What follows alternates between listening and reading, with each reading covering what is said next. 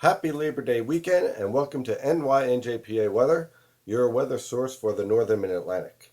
Well, Earl took a swing and a miss, and thankfully it did miss for much of the coastal areas. As I discussed the past few days, if you were away from the coast, you barely noticed that Earl was around. However, if you're along the coast, you had a good chance of seeing tropical storm warnings, tropical storm winds, and heavy rain, and so on and so forth. The good news is that as Earl moved up, it weakened dramatically, and the wind field shrunk rather than expand. So, therefore, if you were along the coast, you got some rain, you got a little bit of gusty winds, but you didn't get the brunt of the storm. Which, hey, I'd rather be wrong and have everyone safe than right and the complete coast being destroyed. So, hey, worked out for me.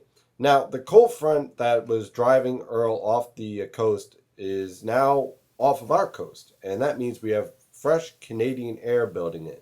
But as high pressure builds in and Earl leaves, we have a tight pressure gradient, and that causes very windy conditions. So today, we'll continue to have windy conditions. Ironically, over the inland areas, it's windier now than any time when Earl was close by. So basically 10 to 20 mile per hour winds, up to 25 miles per hour along the coast. Breezy, gusty. Watch out for the surf. There's going to be a lot of riptide problems, at least through Sunday. The good news is that high pressure will remain in control all the way through Wednesday with very pleasant conditions. Temperatures will start to increase back into the 80s and lower 90s Wednesday and Thursday. I have another cold front that is currently over the west coast. That cold front gives us our next chance for severe weather. However, right now I think the best dynamics are over New England and then to the south over the southern mid Atlantic, like Washington, D.C., Baltimore, and then further south towards Atlanta.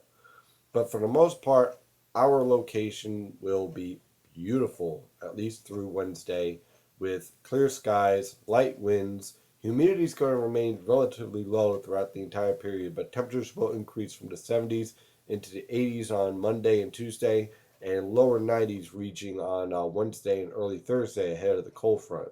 After the cold front moves through, next weekend is going to be just as beautiful with temperatures in the 70s, clear skies, perfect way to start off the new NFL season. Thank you for using NYNJPA Weather for your weather source for the Northern Mid Atlantic. Get out there and enjoy the weather and be safe if you're going into waters.